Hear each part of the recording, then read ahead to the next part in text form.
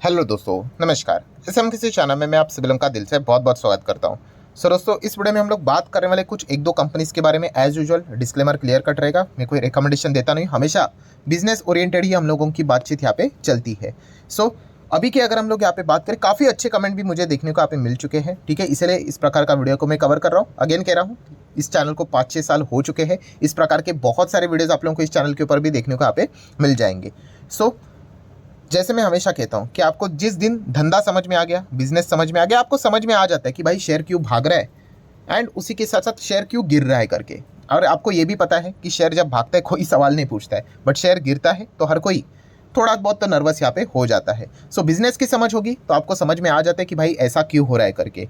सो अगर फिलहाल की करंट सिचुएशन की अगर मैं बात करूं दोस्तों, तो एक चीज़ एकदम क्रेजी लेवल पे बढ़ती हुई देखने को मिल रही है। कौन सी चीज़? यस, बिल्कुल सोना, गोल्ड की अगर हम लोग बात करें, क्या परफॉर्मेंस चल रहा है, रुकने का नाम ही नहीं है। ठीक है, लगातार भागते जा रहा है, भागते जा रहा है, भागते जा रहा है और भागते ही जा रहा है। सो गोल्ड से रिलेटेड जो कंपनियां यहाँ पे बिजनेस कर रही है, अभी वो डिपेंड करता है कि कंपनी गोल्ड से रिलेटेड एग्जैक्टली क्या बिजनेस करती है करके। ठीक है, क्योंकि कुछ कंपनीज के लिए बढ़ता हुआ गोल्ड बहुत बड़ी अपॉर्चुनिटी लेकर आता है, तो कुछ कंपनी के लिए बढ़ता हुआ गोल्ड एक सरदर्द भी बन जाता है। ठीक है, और इस वीडियो में हम लोग यहाँ पे एक ऐसी ही कंपनी की यहाँ पे बात करने वाले हैं कि जितना गोल्ड का प्राइस बढ़ता है उस कंपनी के लिए थोड़ा सा नेगेटिव रहता है, बट पूरा नहीं। ऐसा क्यों, सारी चीज़ों को स्टेप बाय स्टेप हम लोग कवर यहाँ पे करने वाले हैं। सो दोस्तों, गोल्ड अगर देखा गया तो ज्वेलरी में इस्तेमाल होता है, आप सभी लोगों को यहाँ पे पता ही है। ठीक है, तो कॉमन सेंस लगा कर देखो, जो कंपनी ज्वेलरी में काम करती है तो लगातार गोल्ड जो यहाँ पे बढ़ते हुए देखने को यहाँ पे मिल रहा है, सो उसके लिए वो अच्छी खबर है कि बुरी खबर है? एकदम कॉमन सेंस वाली। थोड़ा सा चाहो तो वीडियो को पॉज करके देख लेना, चाहे तो मैं इस सवाल को रिपीट कर लेता हूँ कि जो कंपनी ज्वेलरीज बनाती है, ठीक है, तो लगातार जो गोल्ड बढ़ रहा है वो उन कंपनीज के लिए अच्छी खबर है कि बुरी खबर है? सो दोस्तों, ऑब्वियसली अगर हम लोग यहाँ पे बात करें तो हम कह सकते हैं थोड़ी बहुत बुरी खबर हम लोग को देखने को मिल जाती है। थोड़ी बहुत, ऐसा नहीं कि पूरा का पूरा करके। ठीक है, ऐसा क्यों? क्योंकि बहुत ही सिंपल सा गणित है। क्योंकि मैंने आपको सिखाया है क्या, एक्सटर्नल इशू है ये। एक्सटर्नल इशू मतलब क्या कि भाई लगातार गोल्ड का प्राइस हम लोग को बढ़ते हुए देखने को यहाँ पे मिल रहा है। अभी जो कंपनी, एकदम थोड़ा सा इधर उधर के एग्जाम्पल देना चाहूँगा, मान लीजिए गोल्ड का प्राइस 10,000 है, मान लीजिए जस्ट एक एग्जाम्पल के लिए। तो कंपनी क्या करती है भाई, 10,000 का गोल्ड लेती है, ज्वेलरी बनाती है और 15,000 में बेचती है। एकदम सिंपल एग्जाम्पल, 10,000 का गोल्ड ज्वेलरी बनाती है, अपने चार्जेस बिर्जेस जोड़ती है सब कुछ, और 15,000 में बेचती है। अभी मान लीजिए यही गोल्ड जो 10,000 का था भाई, वो हो ही गया डबल 20,000 का। तो आप मुझे बताइए कि कंपनी 20,000 का गोल्ड खरीद के क्या 15,000 में वो ज्वेलरी बेचेगी? नहीं, वो और चार्जेस बढ़ाकर ये वो सब मार्जिन विर्जिन ये करके 26,000 में बेचेगी। मान लीजिए 26 पकड़ लीजिए, 25 पकड़ लीजिए। सो इन शॉर्ट मतलब अर्थ क्या होता है कि जितना ये गोल्ड का प्राइस बढ़ते हुए देखने को मिलेगा, सो इससे रिलेटेड गोल्ड जिसका रॉ मटेरियल है, तो उसको भी अल्टीमेटली क्या करना पड़ेगा, अपने प्रोडक्ट से रिलेटेड भी चीज़ों के दाम यहाँ पे बढ़ाने पड़ेंगे। अभी जो चीज़ 10,000 की थी तो उसको वो 15 में सब कुछ करके बेचते थे, अभी वो हो ही गई 20,000 की, तो उसको 15 में वो कैसे बेचेंगे? तो फिर वो 20 से ज़्यादा ही बेचेंगे। तो ये पॉइंट हम लोग को बेसिकली यहाँ पे समझ में यहाँ पे आना चाहिए। तो इसलिए अगर हम लोग यहाँ पे गोल्ड की बात करें, अभी देखिए 75,000 का गोल्ड देखने को यहाँ पे मिल रहा है। ठीक है, तो जो कंपनीज के लिए यहाँ पे खास करके ज्वेलरी वाली कंपनीज के लिए क्या रहेगा कि लगातार गोल्ड यहाँ पे बढ़ते ही जा रहा है, तो उतना महंगे गोल्ड के साथ उनको डील करना पड़ता है। तो क्या इससे उनका बिजनेस खत्म हो गया? बिल्कुल भी नहीं। क्यों? क्योंकि अगर हम चेक करेंगे तो एक ज़माने यही गोल्ड आप देख सकते हो 2016 में 30 के रेंज में था, देन 2021 में आप देख सकते हो लगभग 60 के रेंज में था, अभी 75 के रेंज में। कोई बात नहीं, भविष्य में गोल्ड 1 लाख का भी हो जाएगा, 1.5 लाख का भी हो जाएगा, 2 लाख का भी हो जाएगा। जितना मार्केट में डिस्टर्बेंस रहेगा, इक्विटी मार्केट में वॉर बीर जैसी जब भी बातचीत होगी, गोल्ड का दाम हमेशा आसमान छू लेता है। एकदम सिंपल सा गणित है। दुनिया भर के जो निवेशक है वो सेफ्टी की ओर बढ़ना चाहते हो तो गोल्ड में जाके पैसा लगा देते, तो गोल्ड का नाचना तय यहाँ पे रहता ही है। तो इसलिए गोल्ड हमेशा हम लोग को महंगा होते हुए देखने को मिल जाता है। तो इस चीज़ के चलते कौन सी कंपनियां यहाँ पे तकलीफ में आ जाती है? ज्वेलरी से रिलेटेड डील करने वाली कंपनी। एंड ज्वेलरी से रिलेटेड हमारे देश की नंबर 1 कंपनी कौन सी जो शेयर बाजार में लिस्टेड है? तो वह है टाइटन। तो इसलिए आप देख सकते हो टाइटन पिछले कई दिनों से हम लोग को थोड़ा बहुत उसकी तबियत खराब देखने को मिल रही है। क्यों? ऑब्वियसली गोल्ड जब भी थोड़ा बहुत हम लोग को महंगा होते हुए देखने को मिल जाता है, थोड़ी बहुत तो दिक्कत होगी। जैसे मैंने शुरुआत में एग्जांपल आपको दिया कि मान लीजिए जो ज्वेलरी है, ठीक है, अगर ज्वेलरी अगर 15,000 में मिलती थी, ऐसे कुछ भी एग्जांपल दे रहा हूँ, ठीक है, अगर वही ज्वेलरी अगर भविष्य में 35,000 की हो गई, तो कुछ ना कुछ लोग तो विचार करेंगे, अरे बाप रे 15 का ये तो डबल से भी ऊपर चला गया। तो कुछ लोग हो सकते क्या करेंगे ज्वेलरी खरीदने से रिलेटेड थोड़ा सा बहुत यहाँ पे क्या कर लेंगे, पीछे हट जाएंगे। बट यूजुअली अगर लार्ज कॉन्टेक्स्ट में अगर देखा गया तो आपको पता ही है भाई, एक ज़माने में यही गोल्ड 30 का था, फिर 60 का था, अभी 75 का, आगे 1 लाख का होगा। तो लोग अल्टीमेटली गोल्ड में तो पैसा यहाँ पे लगाते ही है, ज्वेलरी खरीदते ही है। और ज्वेलरी अगर हम हमारे भारत देश की बात करें तो बहुत सारी चीज़ों के लिए मतलब उसको देखा जाता है। ठीक है, गोल्ड की अगर बात करें तो लोग मतलब रिलीजियस पर्पस के लिए भी निवेश करते हैं। बहुत सारे लोग शादी के लिए भी चीज़ों का इस्तेमाल करने के लिए उसमें पैसा लगा कर यहाँ पे बैठते हैं। तो इसीलिए हमेशा ज्वेलरी कितना भी महंगा हो तो उसका डिमांड हमेशा पीक पे रहता है। अगर ऐसा नहीं होता तो टाइटन जैसी कंपनी इतना लेफ्ट टू राइट यहाँ से ऊपर यहाँ पे नहीं चलती। तो ये भी पॉइंट पता होना चाहिए। ऐसी बात नहीं कि टाइटन मतलब अगर हम कहेंगे तो सर आई केयर से रिलेटेड भी काम करते हैं, आई वेयर से रिलेटेड या फिर वॉचेस से रिलेटेड भी काम करती है। बट अल्टीमेटली टाइटन का जो धंधा होता है, अर्निंग होता है, वो ज्वेलरी से रिलेटेड ही होता है। तनिष्क 95 100 में से अगर देखा गया 100 रुपया टाइटन कमाता है तो 95 रुपीज़ से ज़्यादा कमाई ज्वेलरी से रिलेटेड ही होती है। बाकी जो घड़ी बेड़ी रहता है उससे 3.5%, और आई केयर तो भाई नाम के लिए 1% भी नहीं है। ठीक है, तो ये पॉइंट भी हम लोग को समझ में यहाँ पे आना चाहिए। तो मेरा बताने का मकसद क्या है भाई, बिजनेस को समझो।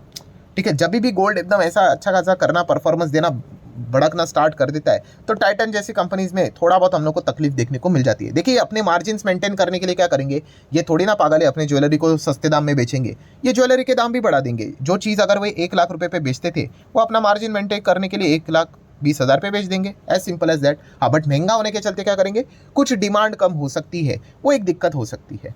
बट ये लॉन्ग रेंज में अगर देखा गया चीज़ें समहाउ मैनेज हो ही जाती है।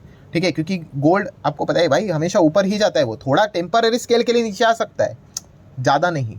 ठीक है, but ultimately left to right हम लोग को गोल्ड की जर्नी हमेशा ऊपर ही जाते हुए देखने को मिल जाती है। तो इसीलिए टाइटन जैसी कंपनियां ऐसे माहौल में क्या कर लेती है, नीचे आते हुए देखने को यहाँ पे मिल जाती है। तो ये एक पॉइंट हम लोग को अच्छी तरीके से पता है यहाँ पे होना चाहिए। मेरा मकसद सिर्फ इतना था कि आपको बिजनेस के हिसाब से पॉइंट्स आप लोगों के सामने यहाँ पे रख दूँ। बाकी कंपनी के बैलेंस शीट क्या ही बताओ, आपको खुद को भी पता ही है। 11-12 हज़ार करोड़ की रिजर्व्स है, इतनी बड़ी कंपनी, लॉन्ग टर्म बोरिंग बिल्कुल जीरो है। आप देख सकते हैं शॉर्ट टर्म बोरिंग कितना है, 6,200 के आसपास है। ये एक साल के अंदर अंदर सेटल डाउन करना पड़ता है, तो ज़्यादा कोई दिक्कत होती नहीं है।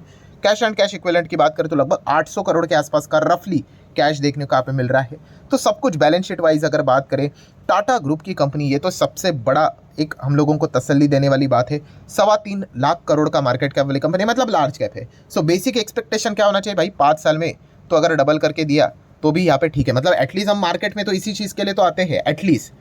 ठीक है, तो उस हिसाब से इसको यहाँ पे देखा जाता है। उससे ऊपर दिया तो अच्छी बात है, उससे कम दिया तो अंडर परफॉर्मेंस चल रहा है, आप ऐसा भी कह सकते हो। Return on equity, capital employed भी इनका काफ़ी डिसेंट लेवल पे हम लोग को देखने को मिल जाता है। अपने ही सेगमेंट में, ज्वेलरी सेगमेंट में नंबर 1 परफॉर्मेंस इस कंपनी का हम लोग को देखने को यहाँ पे मिल जाता है। हमेशा हायर पी पे ये कंपनी हम लोग को चलती हुई देखने को यूजुअली मिल जाती है। देन अगर हम लोग बात करें तो कंपनी का जो PNL भी रहता है वो भी ठीक ही रहता है। अगर आप अर्निंग्स भी देखोगे, कंपनी के 6 का अर्निंग, 8 का अर्निंग, 8.28 है। तो लार्ज कंपनी ना, तो वो ऐसा नहीं होगा कि सीधा 8 का 16 हो जाएगा करके, नहीं है। लार्ज कंपनी तो धीमे धीमे करके ग्रोथ देखने को मिलेगी, 12, 15, 20, 25, 30, 40 धीमे धीमे करके आगे बढ़ेंगे। सो ओवर एक्सपेक्टेशन रखना इस कंपनी से रिलेटेड तो ये कंपनी की गलती नहीं, हमारी गलती यहाँ पे होनी चाहिए। एक एवरेज परफॉर्मेंस के हिसाब से इसको देखा जाता है, PT के हिसाब से भी आप इसको चाहो तो कंसिडर यहाँ पे कर सकते हो। ठीक है, बट वो रूल्स आप लोगों को पता होना चाहिए, वो डिसिप्लिन होना चाहिए। काफ़ी लोग वो डिसिप्लिन फॉलो नहीं कर पाते, फ्रस्ट्रेट हो जाते हैं। 52 to 53% प्रमोटर है तो टाटा ग्रुप की कंपनी, तो प्रमोटर से रिलेटेड चिंता करने की जरूरत है ही नहीं। इंस्टीट्यूशंस भी दबाकर माल बैठे हुए, रफली 30% है दोनों मिलाकर, एंड पब्लिक लगभग 17 से 17.5% के आसपास नजर आ रहा है। सो कुल मिला के कहानी क्या बनती है भाई कि टाइटन से रिलेटेड ये जो कंपनी है, ऐसा माहौल जब बनता है ना दोस्तों, यूजुअली जब गोल्ड एकदम भड़क जाता है तो टाइटन थोड़ा बहुत हम लोग को नर्वस होते हुए देखने को मिल जाता है। इससे कोई दुनिया खत्म होती नहीं है, ये भी पॉइंट आप लोगों को समझ में यहाँ पे आना चाहिए। क्यों, जैसे वीडियो के शुरुआत में ये बताया भाई, वो एक्सटर्नल इशू है। ज्वेलरी से रिलेटेड अगर कोई दूसरी कंपनी है, चलो कोई और दूसरी कंपनी कौन सी, टाइटन के ही नीचे आते कल्याण ज्वेलर्स, इसका भी पिछले कई दिनों का चार्ट पैटर्न देखोगे तो थोड़ा बहुत आपको डाउनफॉल नजर यहाँ पे आ ही जाएगा। सो कल्याण ज्वेलर्स हो, टाइटन हो, किसको भी अगर ज्वेलरी से रिलेटेड डील करना है तो गोल्ड का जो दाम मार्केट में चल रहा है उसी के साथ करना पड़ेगा। इसी को तो हम एक्सटर्नल इशू कहते हैं। ऐसा थोड़ी कि टाइटन के लिए अगर गोल्ड इतना महंगा मिल रहा है, मतलब अभी जो हम लोग जिस यूनिट के हिसाब से देख रहे थे 75, तो दूसरे को किसी को तो 50 में मिल रहा है करके, बिल्कुल भी नहीं। तो अगर आपको 70 में मिल रहा है तो दूसरों को भी 70 में, आपको 1 में मिलेगा तो दूसरों को भी 1 में मिलेगा, आपको 50 में मिलेगा तो दूसरों को भी 50 में मिलेगा। तो इसलिए इस चीज़ को समझना बहुत इंपॉर्टेंट रहता है कि एक एक्सटर्नल इशू है, तो उस हिसाब से आप लोगों ने जरूर विचार यहाँ पे करना चाहिए। तो ओवरऑल कॉन्टेक्स्ट क्या है भाई, टाइटन कंपनी तो है तो बहुत बढ़िया, बट जब तक ये गोल्ड के दाम ऐसे एकदम आसमान छूते हुए देखने को यहाँ पे मिल रहे हैं तो इस कंपनी में हम लोग को एक थोड़ा बहुत कंपनी ने 5 साल में भी अगर आप देखोगे तो डबल करके देना चाहिए, इसने तो ट्रिपल करके दिया है। तो इतना अच्छे खासे रिटर्न यहाँ पे बने, तो थोड़ा बहुत मार्केट को क्या चाहिए भाई, रीज़न भी चाहिए। ऐसा थोड़ी ना है कि कोई स्टॉक अमर ही है, सिर्फ हरा चार्ट पैटर्न नहीं रहेगा, लाल भी तो बनना चाहिए भाई।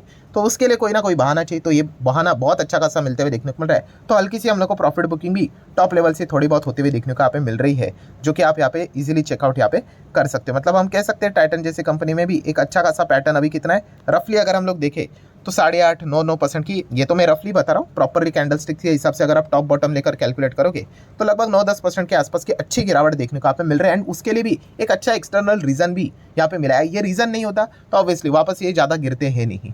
तो ये भी बेसिक पॉइंट्स हम लोग को पता है यहाँ पे होना चाहिए। सो आशा करता हूँ दोस्तों मेजर पॉइंट आप लोगों को समझ में आया होगा। तो चाहो तो आप इस वीडियो को लाइक एंड शेयर कर सकते हो। मिलते हैं नेक्स्ट वीडियो में, तब तक के लिए बाय बाय।